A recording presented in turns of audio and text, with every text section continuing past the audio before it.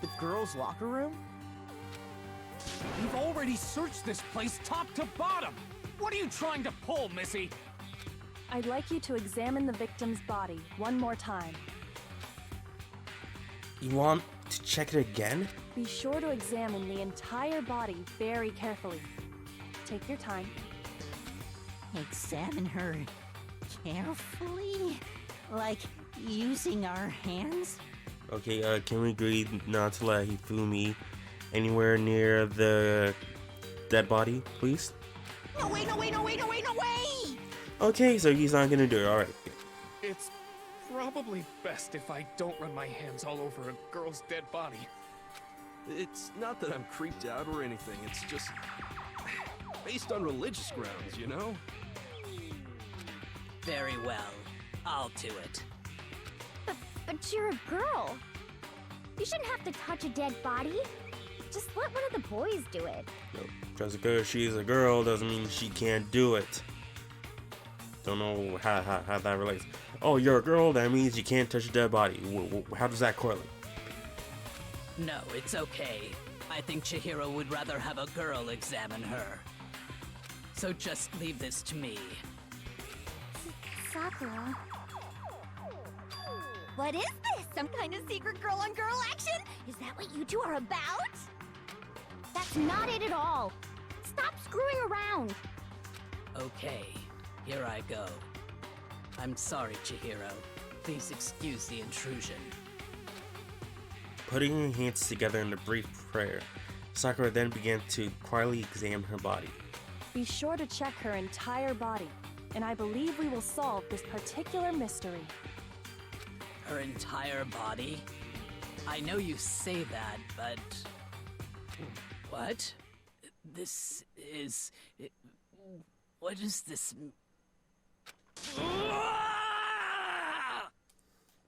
Oh, oof, oof, ooh! That just explosion of rage and anger. Ooh. What is it? Not possible. It's not possible. Sakura's eyes were staring wildly at Chihiro's lifeless form. Masa's frame trembled. This girl is Is what? a boy. Shocker! Ooh! Chihiro's a boy! Ah! Ah, I see. So she was actually a he. Interesting. Thank you for confirming this fact. Because I knew this, like it was really hard for me to like not say things. What? You're joking, right? I wouldn't joke about this. Then it's really true? Chihiro was a trap this whole time? Oh my goodness! Chihiro was a guy? Just like Felix in Re:Zero. And I'm one character in Blend S. Oh, what? You guys didn't know? Heck, I knew that right off the bat. I mean, Chihiro was wearing a dress. Like, it's kinda hard. Chihiro Fujisaki was totally a guy. And Chihiro can be a boy. Yeah, Chihiro can be a boy's name because have you guys not seen Super Robot Monkey Team Hyperforce Go? Like Chihiro? Let me just make sure. Was it Hiro or Chihiro? Because I might be wrong in that, but I'm pretty sure it's Chihiro. Super Robot Monkey Team Hyperforce Go. And play by Greg Sipe.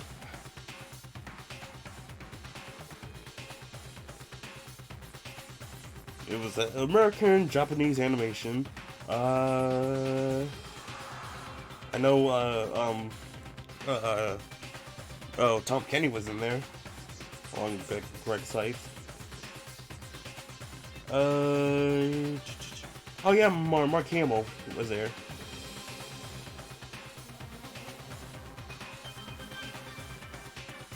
Full cast. So we just. He was a cross-dresser? Oh, I'm really on fire! I wish I had killed him! Yeah, I'm also a cross-dresser. Cass. We can. No, Chiro. So that's what Kyoko wanted to show everyone, huh? Interesting. And Chiro is really close to each other. Yes, that certainly does make things much more exciting. Now let's ride this wave of excitement back to the courtroom and get back to the trial. Ahem. I do apologize for keeping you waiting. Now then, let's resume the class trial. We've all just learned of the shocking revelation that Chihiro was actually a boy. Let's pick up from there. So that changes a lot of things about the case. So including how Chihiro could enter the boys' locker room, right? Yes, well, I don't know his reason for hiding it, but the fact is, Chihiro was not a girl, but a boy. To think that Chihiro was actually a guy, I thought it never crossed my mind. And because the victim was male, he would have had no problem gaining access to the boys' locker room. Assuming his handbook did, in fact, list his gender as male, then yes, that would be true. And Byakuya just like sweating, like, dang, how did I not know this? Of course his handbook said he was a boy. He dressed like a girl, but he was a boy through and through. So then, there should be no issue with Makoto's initial assertion. The victim was killed in the boys' locker room, and was then later moved to the girls' locker room. And the killer could have easily used Sayaka or Junko's handbook to get into the girls' locker room. So Chihiro really was killed in the boys' locker room? Yep. I still don't understand the motive for moving the body, but yes, that does seem plausible. Well, I must admit, I did find it rather odd. I knew he felt a little off. There was a certain incongruity to his female body. This is the most titillating situation! So now everything has been connected. All the mysteries have finally become clear. Okay, well, connected or clear or whatever. We still think you're the killer, remember? Very interesting. This has become very interesting indeed. Why do they always say, like, interesting, very interesting indeed? Ooh. They always say that. When they say, oh, something's interesting. He's off in his own little world. What about you, Makoto? After everything we've learned, do you still think Byakuya's the killer? Well, without a doubt, Byakuya is the one that made Chihiro's death look like Genocide Jack did it. But I think he might not actually be the killer after all. What? But aren't you the one who accused him in the first place? He just seems to be too easygoing about all this. Like he's enjoying us solving the mystery. The way he's acting, it makes it seem like it doesn't have anything to do with him. And you think that might be because it doesn't have anything to do with him? Plus, the evidence he left behind was a little too... how can I put it? Overt. He consciously chose to use the extension cord, knowing it could connect him to the murder. At least, that's how I see it. And Byakuya, when you found out the murder took place in the boys' locker room, it seemed to rattle you. And then again, when you found out Chihiro was actually a guy, if you really were the killer, that stuff wouldn't have had any effect on you. So that's your thinking, huh? Well, it bothers me that you don't have more concrete reasons, but it's fine. I guess I'll mark it as correct for the time being. Mark it as correct? He's right. I am not the culprit. I just happened to come across the corpse in the girls' locker room and decided to alter it.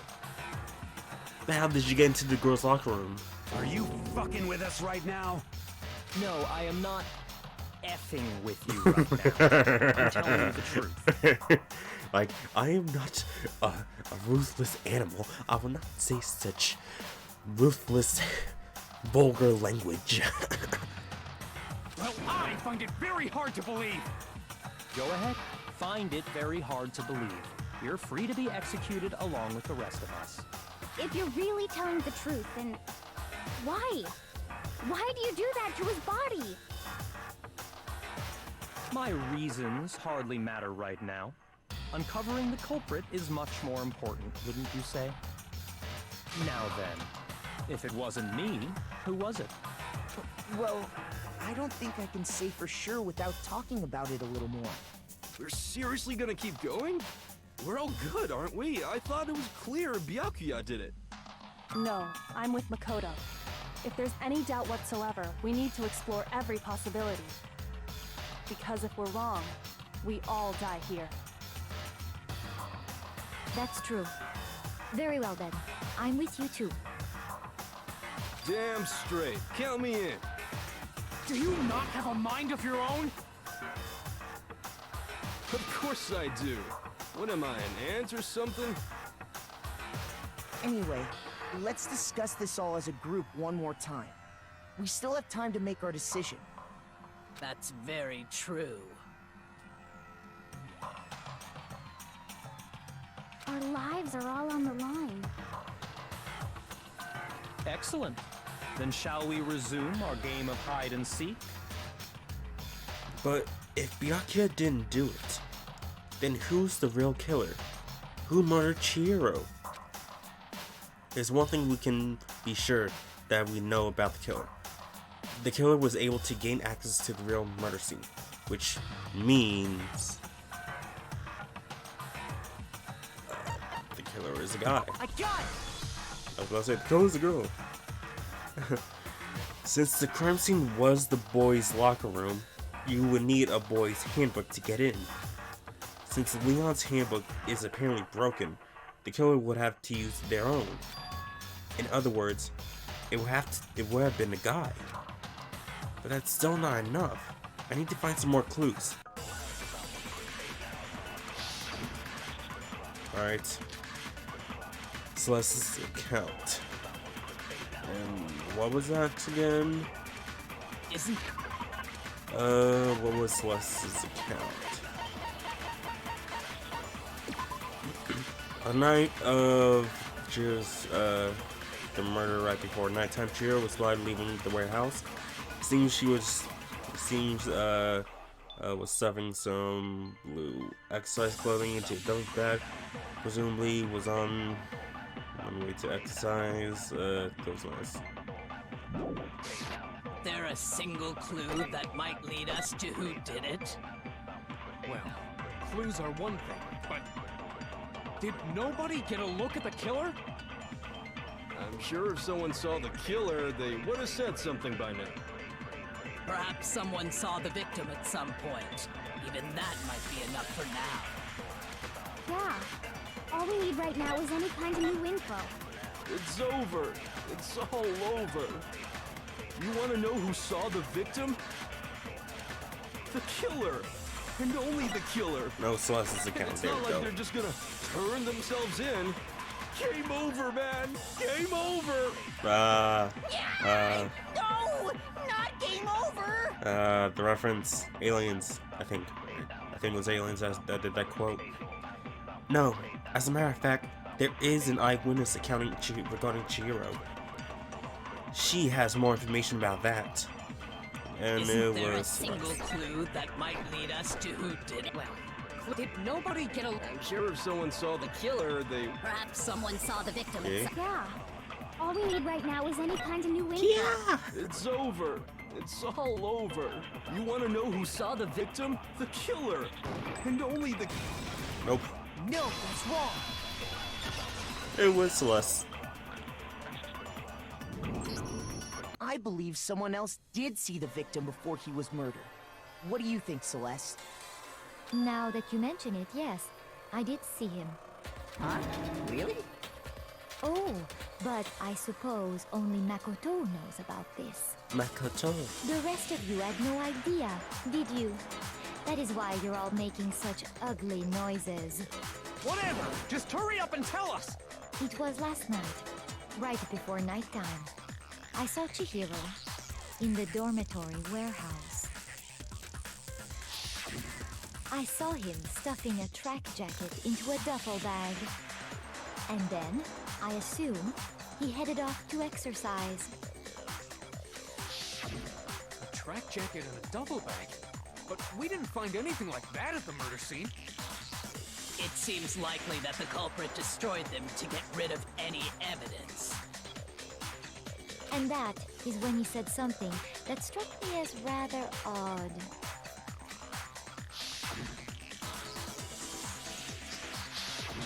Chihiro told me he was in a hurry. But why would he be in a hurry? Only if someone were waiting for him, I should think. So, Mr. Fujisaki was on his way to meet with someone, and then they were going to work out together? But Hina and I had invited him to exercise with us plenty of times, and he always declined. So it's not a girl. Because besides Sakura and Hina, who else would it be? Like, it would literally be anyone else besides the girls we know now. And literally no, why would he? And he fooled me, why? I'm not sure. So we're kind of down to 3 people. Probably because he was afraid you'd find out the secret he was hiding, right? Which means that conversely, he must have trusted whoever he was meeting with very much.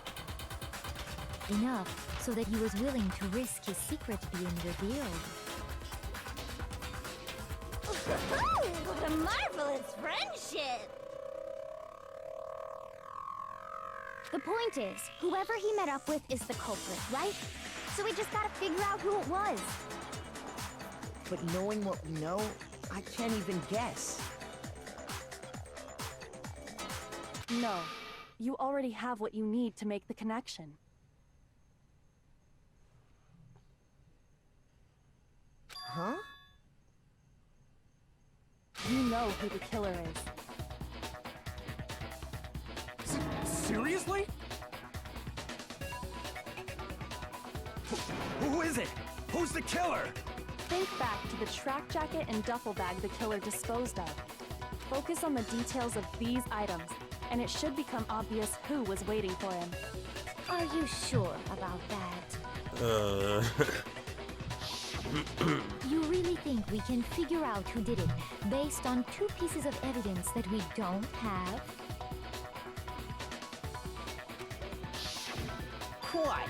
You want to track down some fingerprints or something? I mean, we literally could have done the fingerprints during the last case, but no one did it before. Even if we had the equipment for that, we wouldn't know how to use it. Ask Monokuma, because I think he said, like, if it's part of the case, he's not part of it. As was noted, the evidence is already gone. There's nothing to get fingerprints from. Maybe, but we can make certain inferences if we just take the time to talk it out. Easy for you to say. But fine. Celeste, did you notice anything special about the bag or jacket? The bag was just a normal duffel bag from the warehouse. All the bags in there are the same, so I can't imagine what would make that one special. Well, if I remember right, there was a decent variety of tracksuits to choose from. And the one Chihiro got was blue. Do you think there might be some connection between the culprit and Chihiro's jacket? Perhaps. Let's explore that and talk a bit more about the jacket he took. Does Chihiro's track jacket really hold some clue about the killer? Somehow, it's really hard to believe. Okay, so the jacket's blue. What else can we make from that? So I'm guessing what you got use a flashback ammo. First of all, we know where Chihiro was heading. He was on his way to go exercise. So next we have to ask, why did he choose the specific tracksuit that he did? What do you mean, the specific tracksuit? I got it! He picked that tracksuit because it matched the one the culprit was wearing. So, what you're saying is, the killer was wearing the same blue tracksuit as him? My tracksuit is black. I don't even have a tracksuit. Cause exercising sucks. I have a white tracksuit personally. I got it from the warehouse, if you must know. Did any of that really help us get any closer to figuring out who the culprit is? No way. Not a chance. You heard him, right? What he just said without even realizing it? She's right. What he said just now is really odd. How did he know something like that? First of all, we know Okay, where so Chihiro was the heading. guy said He was it. on his way to go exercise. So next we have to ask, why did he choose the specific tracksuit that he did? What do you mean, the specific tracksuit? I got it! He picked that tracksuit because it matched the one the culprit was wearing. So, what you're saying is, the killer was wearing the same blue tracksuit as him? My tracksuit is black. We never said what color it was. I have a tracksuit. We never said what color it was. I have a white Ah, Did any there of we that go. really help us get... No way. Not a chance. You heard him, right?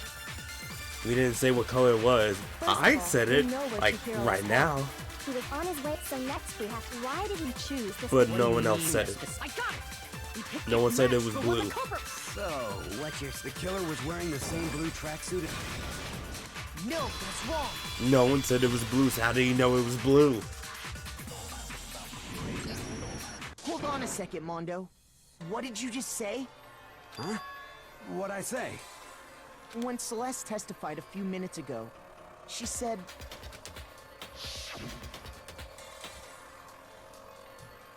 Stuffing your track jacket into the double bag. Didn't say what color.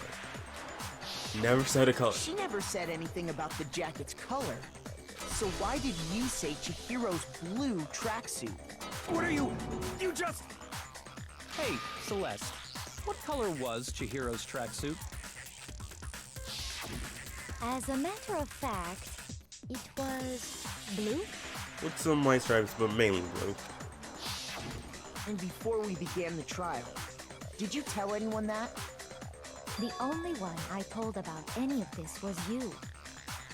Then, Mondo, how did you know what color Chihiro's tracksuit was? Oh, we gotcha. Because I just... We gotcha. I'm sure he saw the clothes at some point in the investigation. Bro, no one else saw it. No, that can't be it. The bag and clothes were surely disposed of by the time we began our investigation.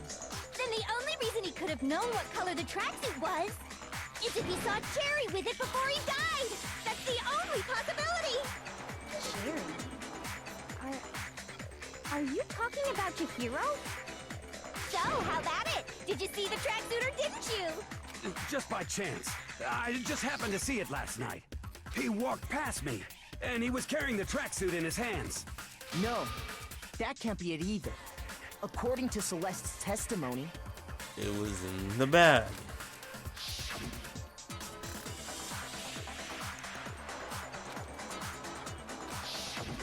when Celeste noticed it, Chihiro made a point of making sure the jacket was completely in the bag. If you just ran into him briefly, you couldn't possibly have seen what color the tracksuit was. Yo, Mondo. What is it, dude? Yeah. It would appear you've dug your own grave. Perhaps. But you handed him the shovel, didn't you? That's why you said what you did. Focus on the tracksuit and it'll be obvious who he met with? What a bunch of nonsense. Ah, now I understand. It was all one big bluff, wasn't it? Your true intention was to draw a slip of the tongue from the culprit. That's why you said you knew who did it, to put them on edge. That's right. However, Mondo was my target all along. I had my suspicions about him from the very beginning. But why? What made you so suspicious? That's a good question. Oh, wait, playing as because I hate him. I believe it's the way he talks. There was a certain turning point that tipped me off. Maybe you didn't notice it, Mondo, but you tend to refer to men and women differently. You only call guys dude. For girls, it's chick.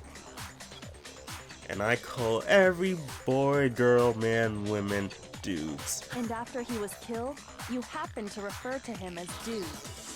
Once I picked up on that, it occurred to me that Mondo knew something we didn't. You notice such a tiny detail? Are you a witch? She's a witch! You're positively frightful! No, I'm not the frightful one. Not nearly as frightful as someone capable of murdering a friend. Mondo, was it really you? Did you really kill Chihiro? Yeah, dude. Justin. Well, I wouldn't just say just admit it, dude. You're guilty, but like I don't understand because like he doesn't want to die, don't admit it, and, you know, all that. I didn't kill anyone! You've been all over me, judging everything I say, putting words in my mouth. What gives you the right to treat me like a goddamn criminal? Well, you're part of a gang, so that's one thing. Yeah! He would never do something like that! This is a false accusation! Dude, he's literally part of a bikie gang. Like gangs are not good. It's true. My reasoning on that is pretty shaky. That was fast. Well, this does present us with a problem. It seems we are all out of leads. My time has nearly come. That's what my little ghost friend is telling me. Oh yeah, that reminds me. Hifumi, weren't you telling me you found some evidence? Really? What kind of evidence? Actually, you know, now that I'm thinking about it here calmly, it might not be all that relevant. Jeez, does your confidence just get up and walk away? It's fine, man. Just tell us. If you really insist, then... here it is. What do you have there? It happens to be an e-handbook. I found it laying on the ground, so I scooped it up. You found it on the ground, right? It must belong to Chihiro's? I got it! We know Chihiro's handbook was missing from the scene of the crime, right? For a fact. For a fact indeed. I was totally sure I'd found it. Then it must hold some clue about the culprit, right? Well, that's what I was hoping. But it's busted. It won't even turn on. I imagine the culprit broke it to get rid of any evidence after the murder. That's odd. I didn't think the handbooks were quite so fragile. You're right. They're not. They're totally waterproof and shock resistant. It would take an awful lot to break one. And yet, this one does appear to be broken, as is Leon's, sitting useless in the main hall. For all your confidence, that is a remarkably high failure rate. Do you think there might be some kind of mystery in there somewhere? How precisely did the handbooks get broken? How did the handbook break? There's only one possible explanation. Hitting its weak point, because I remember we were talking about that. There was a weak point You of... already told us before that the handbook has one weak point, didn't you? Yeah! You remember that? Sure, maybe I let that slip, but I never told anyone what the weak point actually was. But if the handbook is supposed to never break, and two of them broke in quick succession, Then we can only assume that someone's figured out its weakness. You know what the weakness is, right, Monokuma? So, what is it?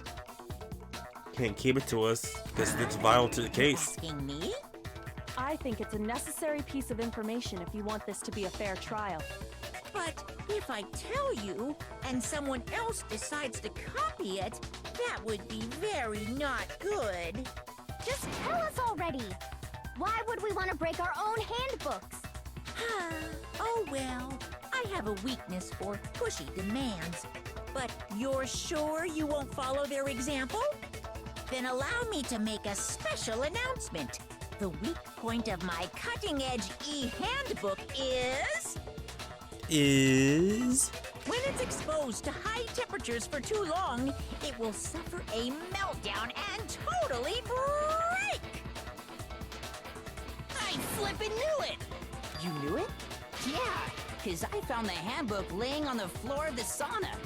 The temperature in the sauna can reach over 200 degrees. Strange how you don't get burnt, huh? Because there's still a lot of humidity in the air.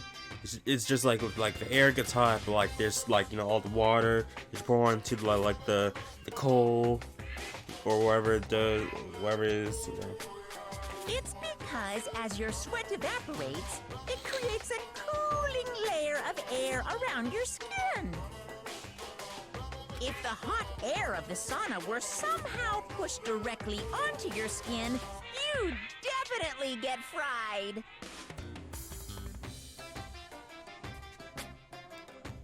That layer of air would get blown away. That's why you may feel a burning when you move around.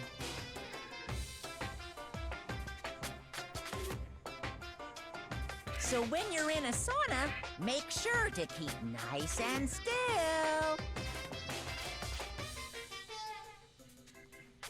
Wow, interesting. I learned one new fact today. That is a mere trifling speck of knowledge.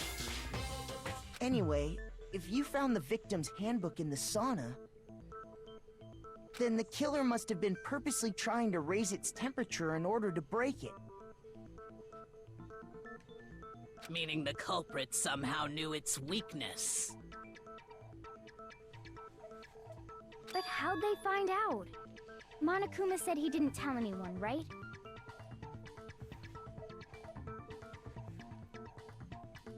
Indeed. Quite the mystery. What if they found out by accident? What do you mean by accident? What if the killer took their own handbook into the sauna, not knowing its weakness, and it broke? They'd realize it was broken, of course, and it wouldn't be hard to figure out why. And once they had Chihiro's handbook, they knew they had an easy way to dispose of I it. won't say it's not possible, but who would have done something like that? I don't know of anyone who took their handbook into the sauna. I might know someone who did. Whoa, seriously? I think the one who may have taken their handbook into the sauna was... Who might have brought their handbook into the sauna? It has to be the one who wore all their clothing into the sauna. And it was obviously sorry my dude. Pompadour dude. Mondo. Your handbook got broken in the sauna, didn't it? What? Why? Why do you keep accusing him? Mondo and Taka had an endurance contest in the sauna not too long ago, remember? And for the contest, Mondo just so happened to keep his school uniform on. But little did he realize, he'd also left his handbook in one of his uniform pockets. And when it was all over, Mondo discovered that taking your handbook into the sauna could easily destroy it.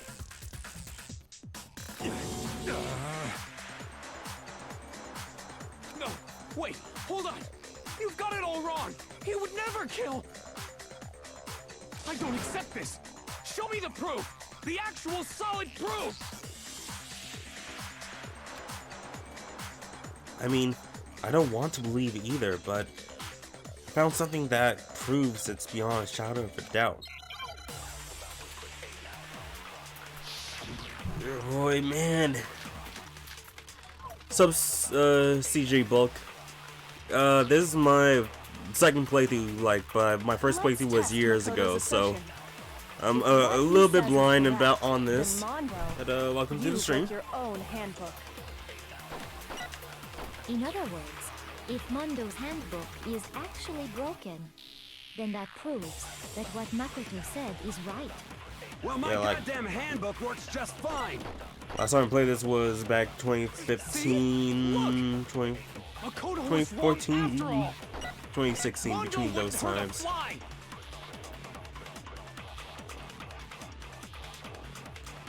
I'm sure Mondo's handbook broke during the sauna showdown, if I can just prove that. Then that will show that the handbook Mondo has must actually be. Let's test Makoto's assertion. Now I actually have to pay attention to this because I was reading comic. You broke your own handbook. In other words, if Mondo's handbook is actually broken, then that proves that what Makoto said is right. Well, my goddamn handbook works just fine. See? Look! Makoto was wrong after all! Mondo wouldn't hurt a fly! Dude, he's part of a gang. He's known to beat people up. Just gotta figure this out. Do I have to get a flashback if what he or? says is correct, then Mondo, you broke your own handbook. Also, let me just check. Here's the handbook. In other words, if Mondo's handbook is actually broken, then that proves that what Makoto said is right. Well, my goddamn handbook works just fine. See? Look! Makoto was wrong after all! Mondo wouldn't hurt a fly! I feel like I would have to flashback on Mondo's saying it works just fine. Mondo's, then that proves. Well, my goddamn handbook works just fine. See? Look, Makoto was wrong after all! Mondo wouldn't hurt a fly! Sure.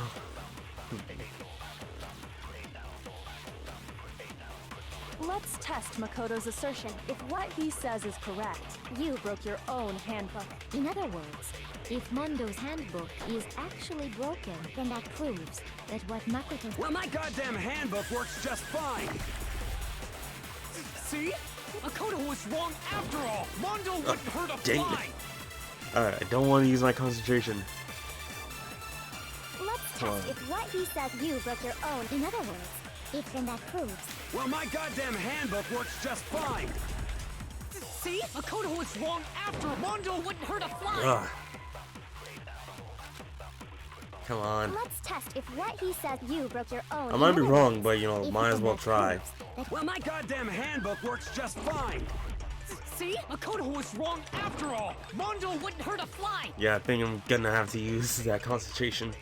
Let's test if what he says is correct. Then Oh, Mondo, I didn't you notice. broke your own handbook. Oh, alright, In so other words, if Mondo's handbook got is card reader, actually broken broken, handbook. then that proves that what Makoto said is right.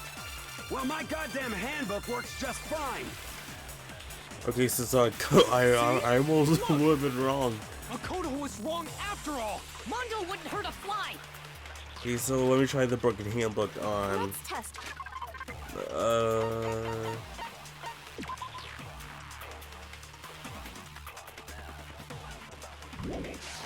Makoto's... If what he says is You broke your own handbook.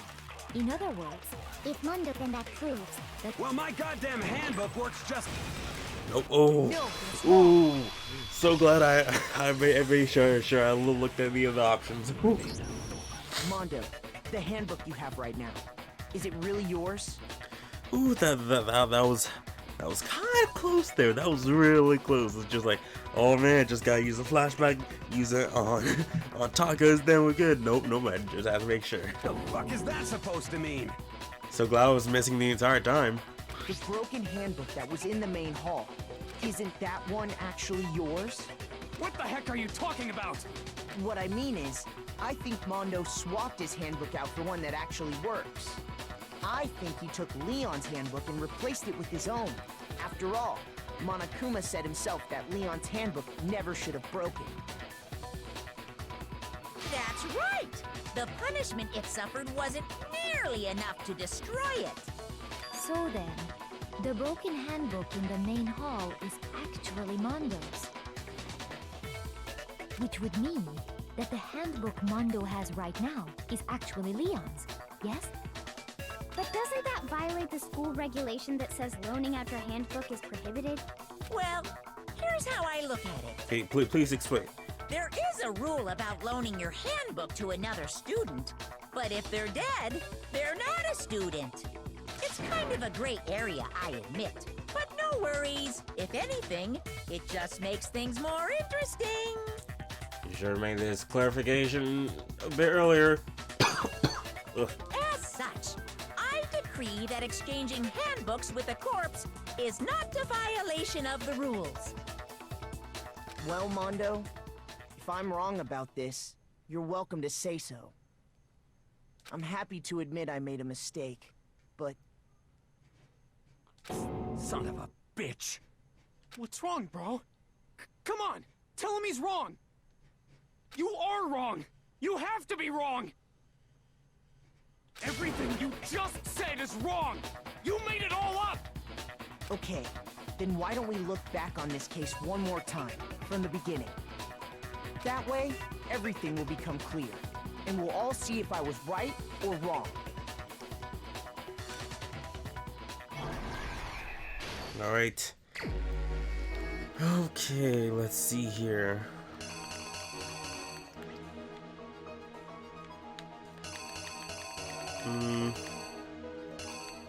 Okay, she noticed the bag from knows the tracksuit in Jira's bag.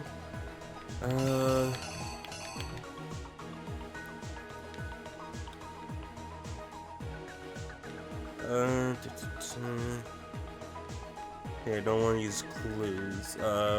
Let's go.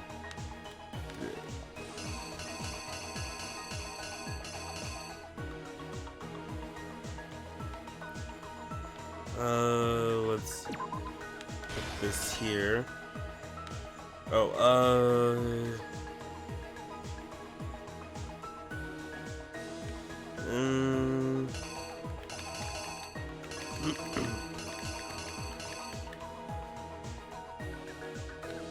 Okay, so it looks like the hand is of the... Okay, this is Chihira's hand.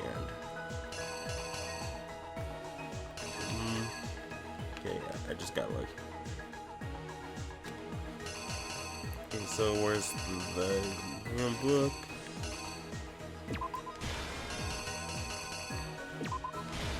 It's there. Actually...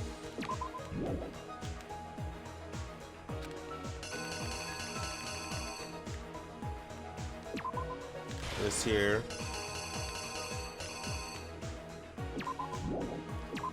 This here. Just make sure. This will let him get into the locker room. Let's see here.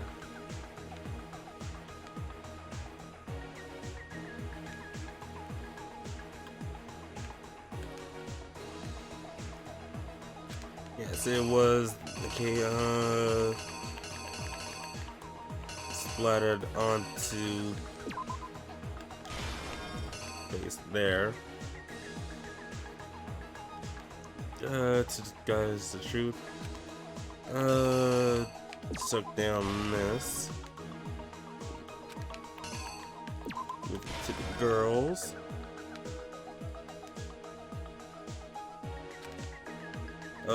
Took something from their locker room and switched it at the scene of the crime.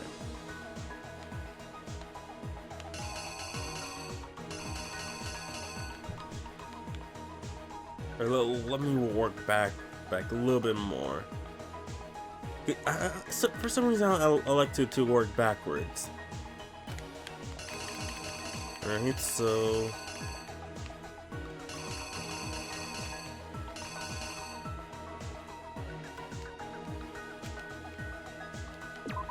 Sana.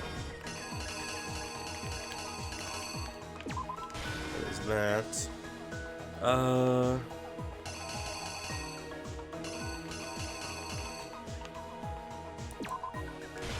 Bloodlust. Use the rope, the extension cord.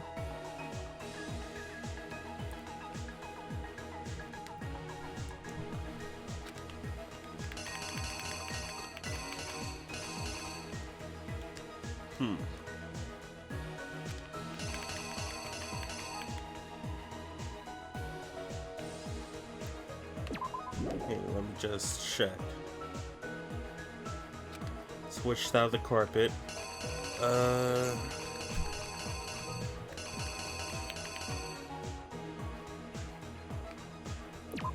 So we put this here.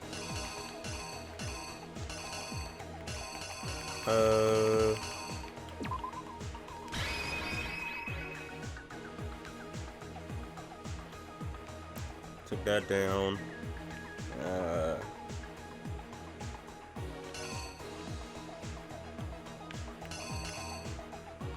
I feel like I'm missing something here. Let's see. Chihiro in there, get caught by Celeste. She knows that Chihiro has the tracksuit. Chihiro uses his handbook to get into the boys' locker room.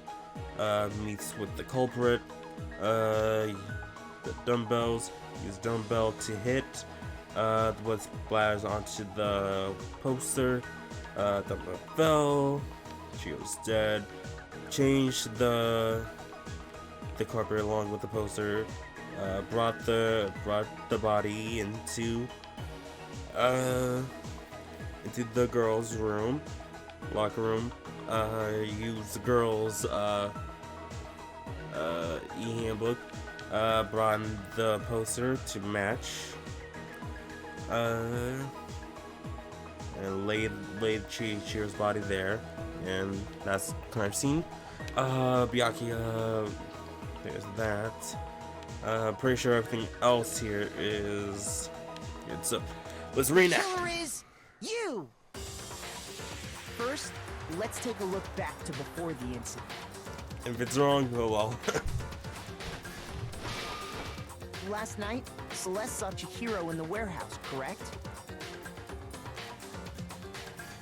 At the time, she was apparently stuffing something into a duffel bag.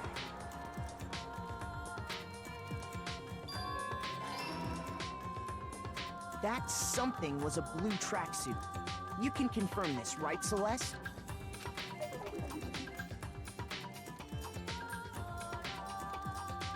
With bag in hand, Chihiro headed out, even though it was officially nighttime.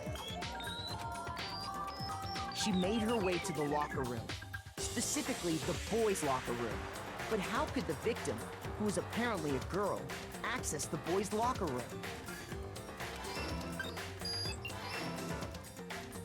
Simple, because she was really a he.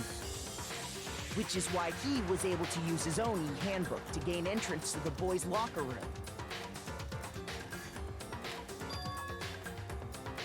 Once inside, he met with someone there. And the person he met was the one who killed him.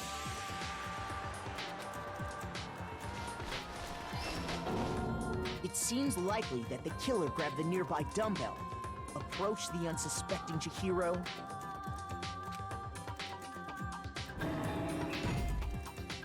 and attacked him.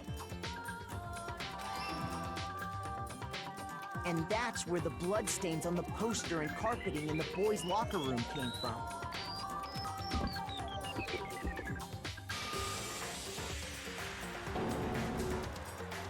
It was likely in the heat of the moment.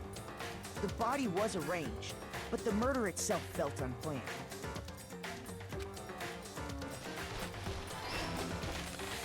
Which is why the killer hurried to try and hide the act. First, pulling up the bloodstained carpet. Then, removing the bloody poster. And finally carrying the corpse into the girls' locker room. A girl's handbook was necessary to get into the locker room, of course. But this alone doesn't prove that the killer was necessarily a girl. After all, Sayaka and Junko's handbooks had been placed in the main hall. Using one of those, a boy could get into the girls' locker room without much problem.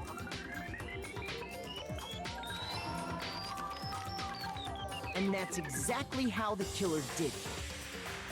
With the carpet and the poster they brought with them, they got to work.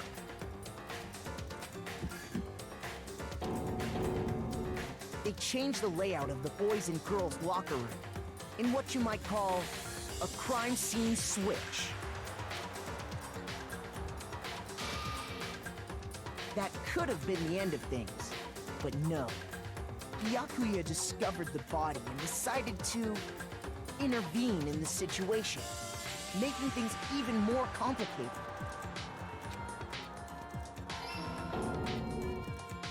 So, after stumbling on the crime scene, he went and grabbed the extension cord from the library, and then he got to work.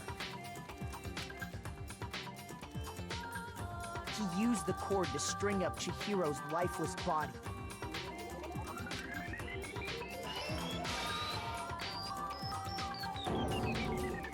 Then, using the victim's own blood, he left a grisly message there at the scene of the crime.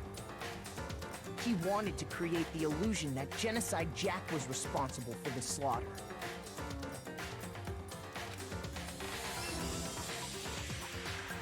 And around the same time that Byakuya was putting together this facade, the killer, having already disposed of Chihiro's bag and other belongings, arrived at the sauna.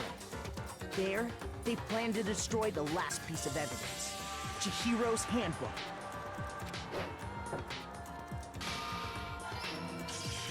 And just as the killer expected, the steamy sauna was enough to ruin the electronic gadget. Somehow, the killer knew that the handbook couldn't stand up to the heat of the sauna. And the reason they knew that is because the sauna had already wrecked their own handbook. And that's how it all played out. Isn't that right, Mondo Orada?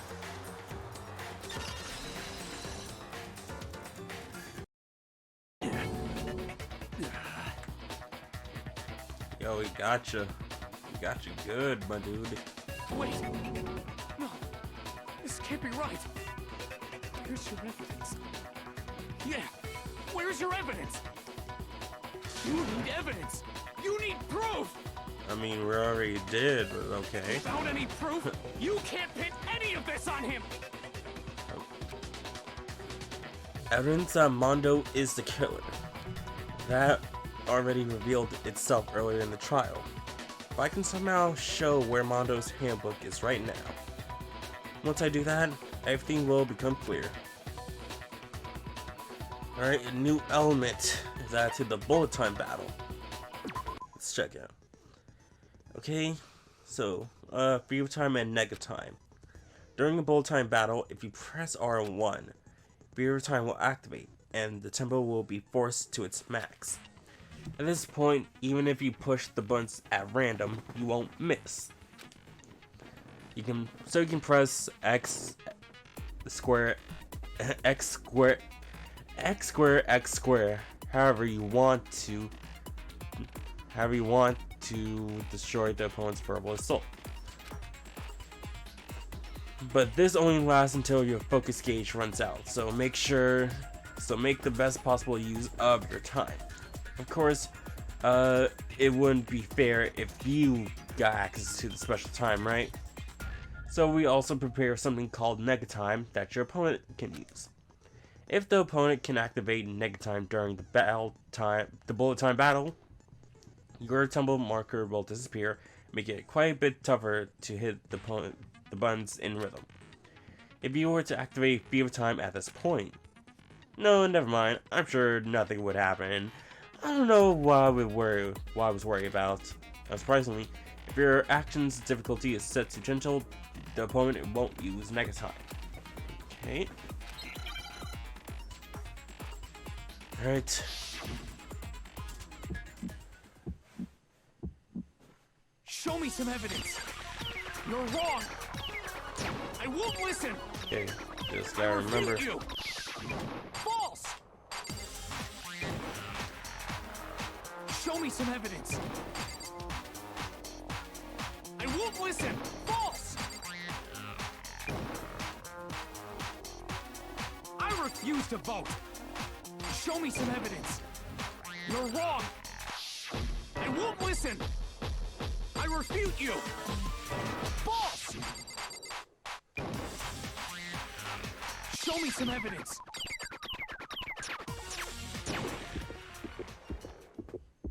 Show me some evidence. This should prove it. Yeah. Only he didn't use that Negatime.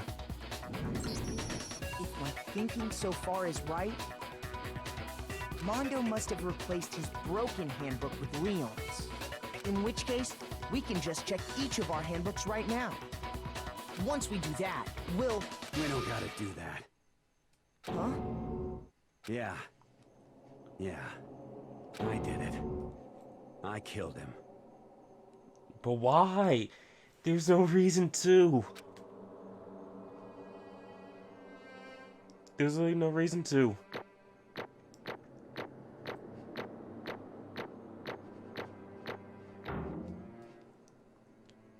Yo, Dead Hero, thanks for hosting the stream. Yep, just make sure my mouse is not clicking on anything because I heard it click. 85, Bro, what are you saying? I got no choice, man. After hearing all that, I gotta just give up. Go ahead, Monokuma. Get it over with. Ask for the goddamn verdict. Roger that. Wait! Hold on! No waiting, no holding on. Time for the moment we've all been waiting for. Grab your lever and give it a yank! Who will you elect as the Blackened this time around? Will you make the right choice or the dreadfully wrong one? What's it gonna be? What's it gonna be?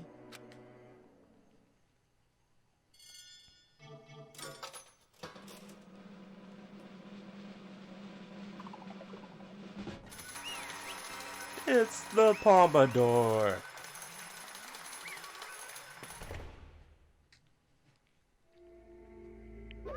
What? Uh-oh. This time... Alright, we gotta prepare the voice. Uh-oh. This time, it looks like you got it right again. Yes, it is so. The Blackened that killed Chihiro Fujisaki was... Mondo Owada! Unbelievable. In case you were wondering, the vote was not unanimous. Kiyotaka chose the wrong answer. You're treading very close to the danger zone, Mr. Ishimaru. You need to be more careful. I refuse to believe it. There's no way. No way he would kill someone. Sorry. What is this? Why are you apologizing? Why? Why? Why? Oh, why? Why did you do it? Now then. Well, it looks like Mondo's taking the vow of silence, so allow me to explain on his behalf. Actually... Alright, hold on 1 second. Alright, just had to fix something. Hopefully I was still alive. My mic was still on. Because I accidentally hit the key that mutes and unmutes, and not sure if it actually did something about that. Anyway, the story of the murderers this time is the sad story of two men. Oh, but for anyone who doesn't hold on. So I got a bit of a noise complaint from people. Trying to do this voice, but oh, but for anyone who doesn't really want to hear it, you can hit the circle button to fast forward the text. Anyway, there was once a young boy, and his name was Chihiro Fujisaki. Okay, if he's gonna be like talking this for a while, it's gonna be I'm just gonna use my regular voice. Yeah, he had an extreme inferiority complex regarding his own lack of strength. You're so weak, even though you're a boy. Here are things like that as long as he could remember, and he couldn't overcome his weakness. On the contrary, he tried to hide and buried himself further and further into that weakness, to take on the fragile form of a petite young girl. He had chosen that as his way out. Now nobody will be able to say anything about even though you're a boy. But no matter how tightly he wrapped himself up in that shell, the inferiority complex had already taken root deep inside of him, and was not easily weeded out. As it turned out, the shell was completely empty. The complex didn't disappear. Instead, it only grew stronger and stronger. I'm weak. Weak.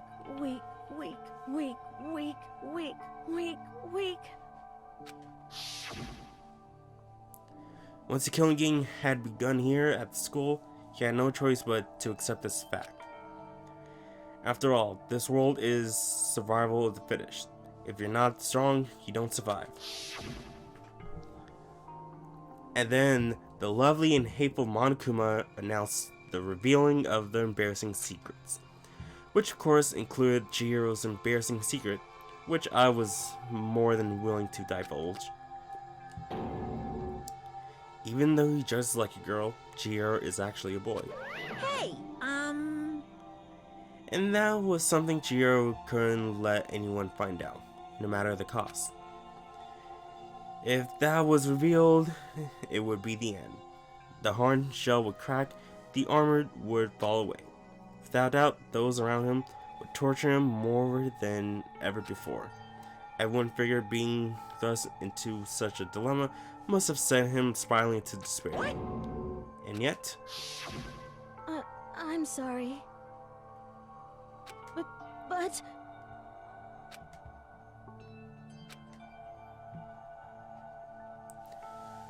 Annoyingly, he used the threat of discovery to motivate himself to become stronger. That's right. Just gonna... Now's my chance. I want to change. I'm going to get stronger and accept who I am. Strong enough so that when someone says, even though you're a boy, I'll be okay. I'll get strong, I'll get better. With that thought at the front of his mind, he resolved to take immediate action. And so, that day he made the commitment to begin exercising. He was prepared to retrain his mind and body. But sadly, that would be the first and only chance he would get at it. Hey, When he decided to start exercising, he thought it would be good to ask someone for help. But he wanted to ask that person his secret first. To tell that person his secret first. And then ask him to help him from there. And the person he went to... Yeah, that's right. It was me. Yep, it sure was. The Biker King fella had been painfully clear about how important his manly promises were. So Chihiro probably figured that even if he could find in Mato, his honor would make him keep the secret. Plus, Mr. Machomondo was the very symbol of a strong man that Chihiro had always aspired to.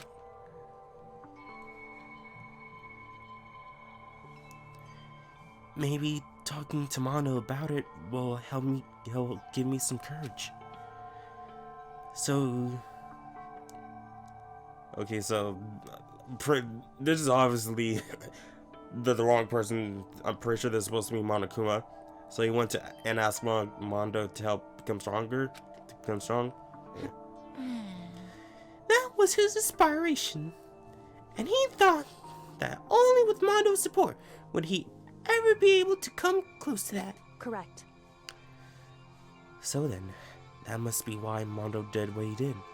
To keep the promise he made to Chihiro. Huh? Did what he did? You mean that's why Mondo carried Chihiro from the boys' locker room to the girls' locker room? Indeed. Yes, that's exactly what I mean. Wasn't that to cover up what he'd done? Certainly. That could have been part of it, but I don't think it was the main reason. The real purpose was to keep the promise between men he made to Chihiro. But how does moving the body keep a secret? Because if everyone knew he'd been killed in the boys' locker room, then everyone would have been arguing about how she got into the boys' locker room, right? Once that started up, at least a few of us would have immediately began suspecting his identity, so he tried to protect Chihiro's secret by putting him in the girls' locker room and stealing his handbook, see? Then Mondo did all that to keep the promise he made to Chihiro, who he also killed? But why did he kill Chihiro? Like, literally, like, what reason? There's no good reason for it. Why? Why would he do that? The more I hear you talk, the more I don't understand. I mean, you guys trusted each other, right? So why? Why did you? Because, no matter what, I didn't want anyone else to know. I knew it. So that's what triggered it after all. The possibility of having your embarrassing memories and secrets exposed. What is this? That's impossible. Nothing could have been that bad. Something he didn't want anyone to know, even if it meant killing someone? You're wrong! It's impossible. Don't make me repeat myself. To judge others by your own standards is the height of folly. Even if you can't comprehend it, he obviously can. That's all there is to it. Well, while we're on the subject, why don't I tell you? That embarrassing memory, that secret he didn't want anyone to know. Hey, You know what Mondo did? He killed his own brother.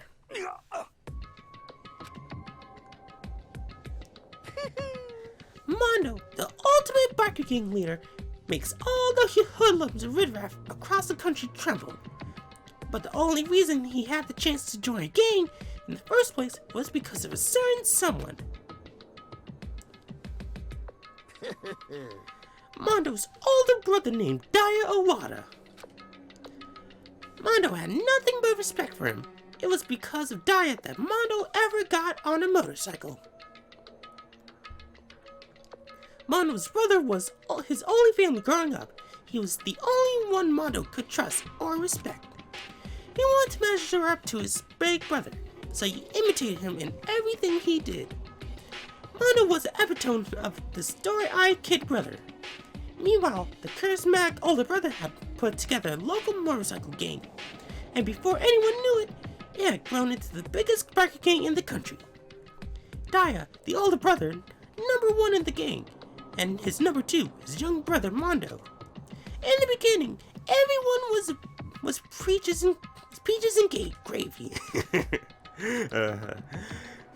But when Mondo started to think about how he would have to take over the gang from his brother someday, his brother's greatness, his reputation, began to gnaw on Mondo's very soul.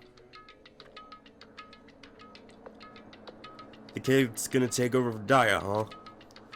Daya created this gang with his bare hands. Mondo's just along for the ride. Can someone like that really be our leader? All that'll do is make the gang look bad. Almost every day, Mondo heard the gossip and whispers of the other members of the gang. Which is why... I gotta get stronger. Stronger than Daya. Once. Just one time. No matter what, I gotta win. Don't fuck with me. I don't care what it takes. I gotta come out on top. And on the night of his amazing brother's retirement ceremony, Mondo challenged him to a street race. But during that race, tragedy struck. The kid brother pushed ahead with reckless abandon, eager for victory, and dashed into oncoming traffic. But suddenly...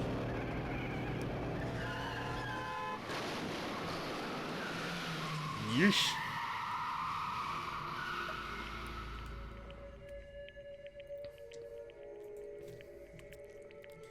Laying in his kid brother's arms, the older brother delivered his final words. My bad, kid. I fucked up. Sorry. Of course, he knew it was his brother's fault, but Daya never blamed him for what happened. Hey, kid. The rest is up to you. No matter what, you gotta keep the gang together. 'Cause it's the team. You and me put together. It's a promise between men. He decided to hide the truth of what happened from everyone else in the gang, in order to keep the gang together and keep the promise to his brother. He could never admit to anyone that it was his own weakness that had caused the accident, and as a result, the team was made even stronger, and under the banner of the kid who bested his big brother. Dai was gonna lose to his kid brother, so he got stupid and got himself killed. That became the explanation for what happened. Mondo's lie became the truth. He wanted to lead the leader so bad, he was willing to tell all kinds of lies about his brother. I'm strong. Strong. And yet, as soon as our killing game began, he realized, no matter how tough he pretended to be, he was just another weakling that could die in an instant. And then the hateful Monokuma announced the revealing of the embarrassing secrets. At that point, it was clear I had no problem shedding light on his secret. Mondo killed his own older brother. No matter what, I couldn't let the other gang members find out. If that happened, everything would have been ruined. Everything me and my brother had worked to create would have been destroyed. His death, all the guilt I've been carrying around, it all would have been for nothing. So that's why Mondo.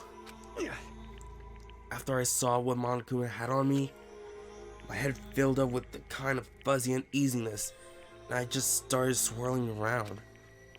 I never felt anything like it before. I don't know. I didn't know what to do about it.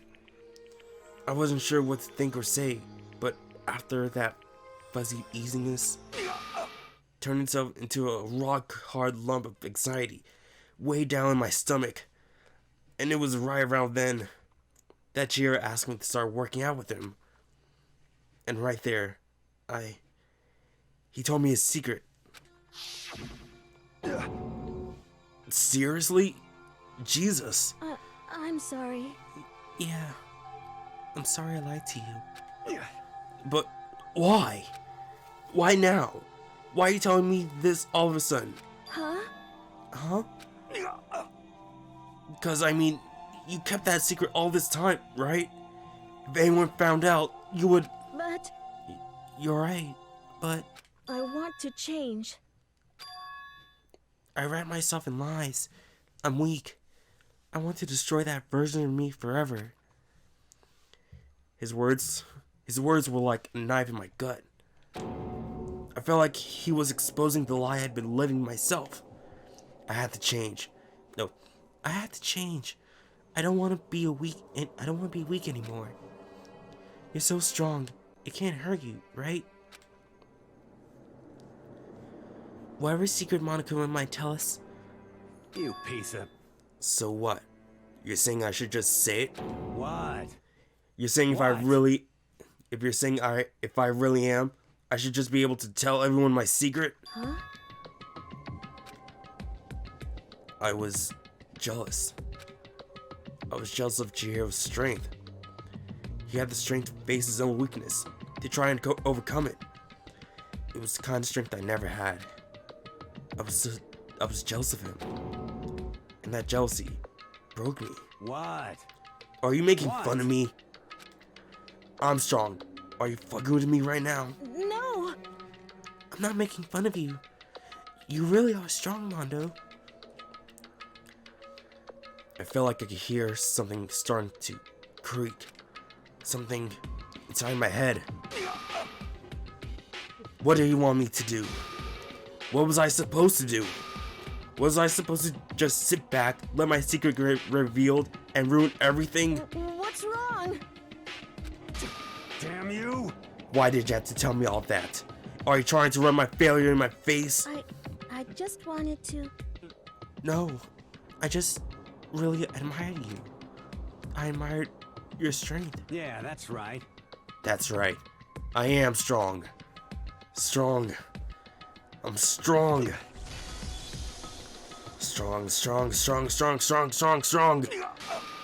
Stronger than you. You son of a bitch. And I'm stronger than Daya. I don't remember anything after that. When I woke up again, he was laying at my feet, covered in blood. I had the dumbbell in my hand, and I was just staring at him, down at the ground. Hey! I killed him. I killed Chihiro. Even after all this time, I'm still just as weak as I've always been. And thanks to that, I did something I can never take back. Mondo. He was normally so aggressive, so angry. He hid that weak side away from everyone. That was his secret. A weakness like that lived in a heart like his, and turned him cold-blooded. God damn it. Look at him! You see? You're all just like him. For a secret from the past, for a memory. For that, he killed another living human in cold blood. He couldn't cut free of his regrets from the outside world. He doesn't know what true strength is. Do you see hope anywhere in there? 'Cause I sure don't. You bastard. Just shut up, you son of a bitch. Go ahead, say that again. I dare you. Yep. Okay, I'll say as many times as I want. It's why I want to say, but... Unfortunately, I can't do that right now. Because the time for punishment is fast approaching. Punishing? It can't be. You mean execution? Well Well now, well now, well now. That's why I promised you, right? The black of that berserk's piece will be punished. Ridiculous. Hold on. Now then, I've prepared a very special punishment. For Mondo Water, the ultimate Breaker Gang leader.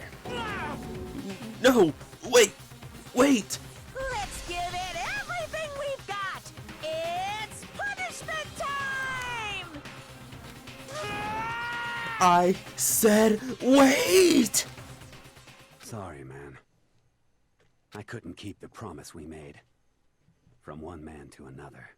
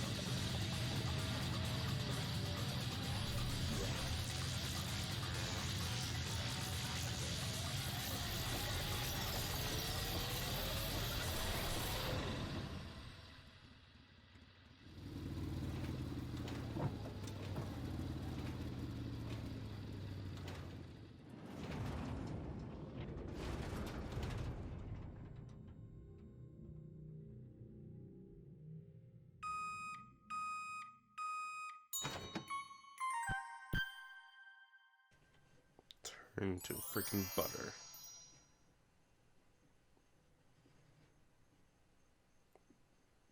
Turn to freaking butter. Laugh at death and your soul will forever be at peace. It can't be. My brother. Another murder. Another execution. I want to feel again. Everyone's lives are taken so lightly here. I feel like I might be going mad. Maybe I'll just let it happen.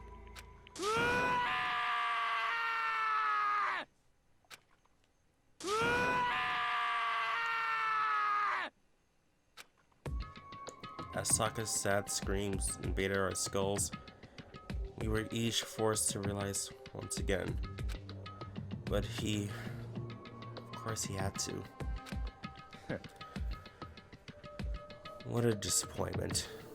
This is the end of the game. Byakuya. What is this? You're completely insane. You know that?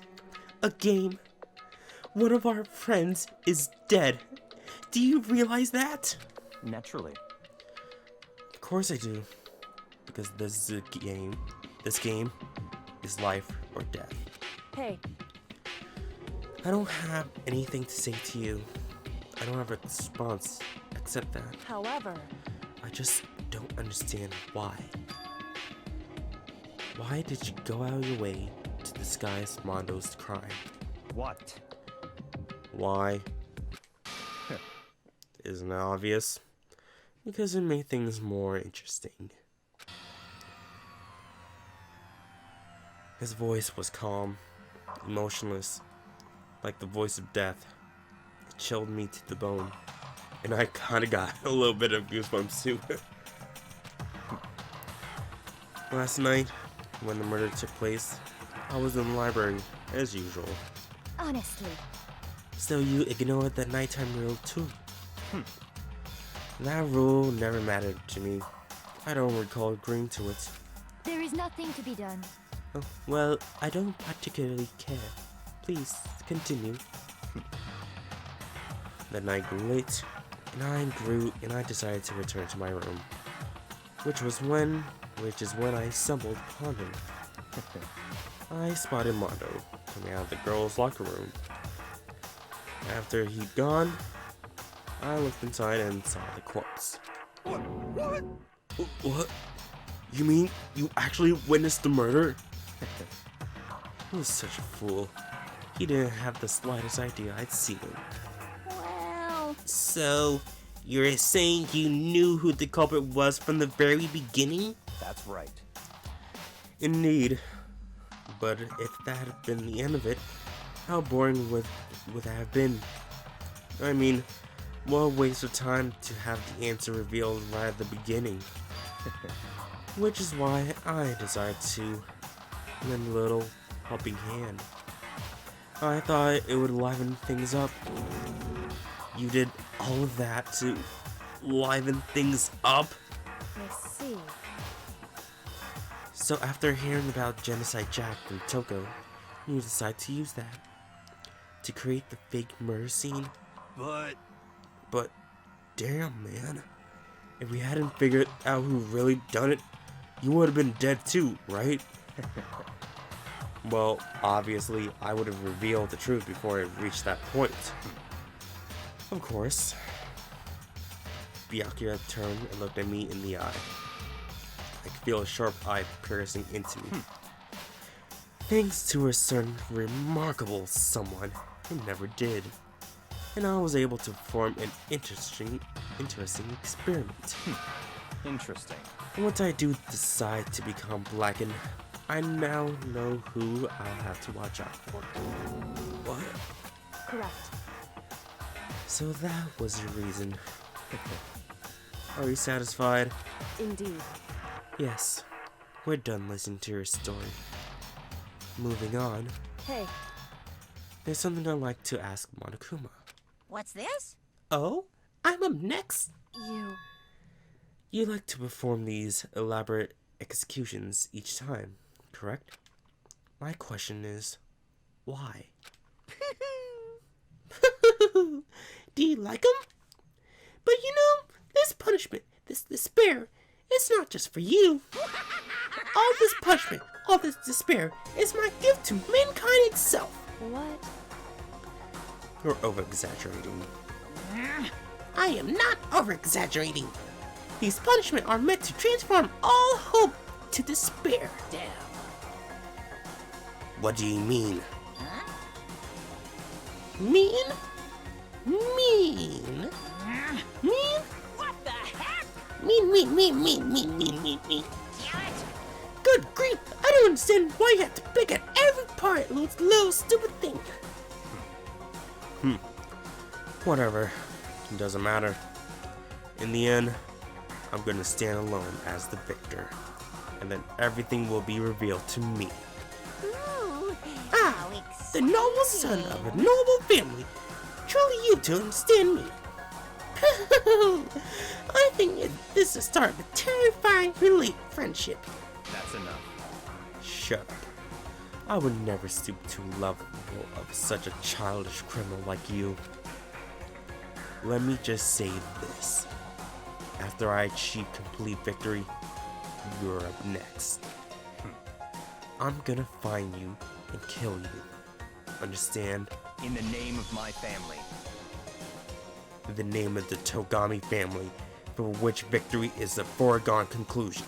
You're getting all riled up. Ooh, so cool. It's like you're the main character of a video game or something. No trash mod for you. I swear, whatever it takes, I will kill you. Temper. Sounds like someone needs a nap.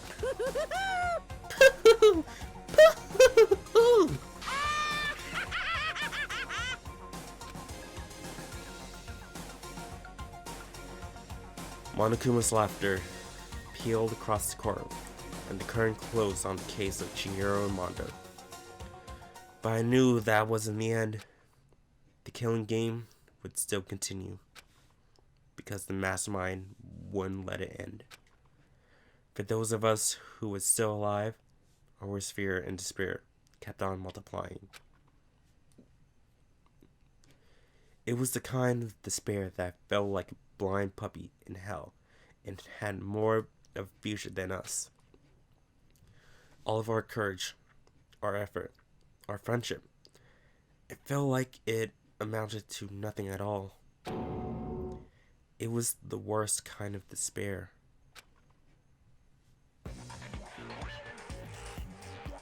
Well, anyway, like I was saying... Because, you know, gonna do a little bit of this and boop. This is a pretty good spot. Yeah, a really good spot. Anyway, isn't it amazing how that girl went and killed someone before things even had a chance to get boring? Huh. Once things really get moving, it'll be like a roller coaster. There won't be any stopping it. Fear and despair charge forward at a speed nothing can hope to match. But I must admit, I'm disappointed. I went to all the pain and effort of making you part of the group, and you couldn't play your part. You do remember you were supposed to make the first move, right? Well, no biggie. Nothing we can do about it now, so just do your best to make things more exciting from now on, okay? After all, that's what everyone wants to see.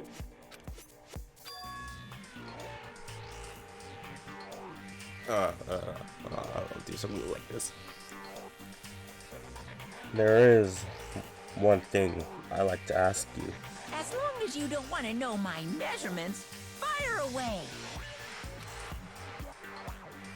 Who is it? The 16th high school student, I mean. Ooh-hoo. My, you really took me by surprise there. And the string he's holding looks like a bow tie. I know I said you could ask anything, but... Super denied, ultra denied, demonic denied! Because you see, that's my ace in the hole. And nobody'd be dumb enough to reveal that, right? No matter how close they were to their friends.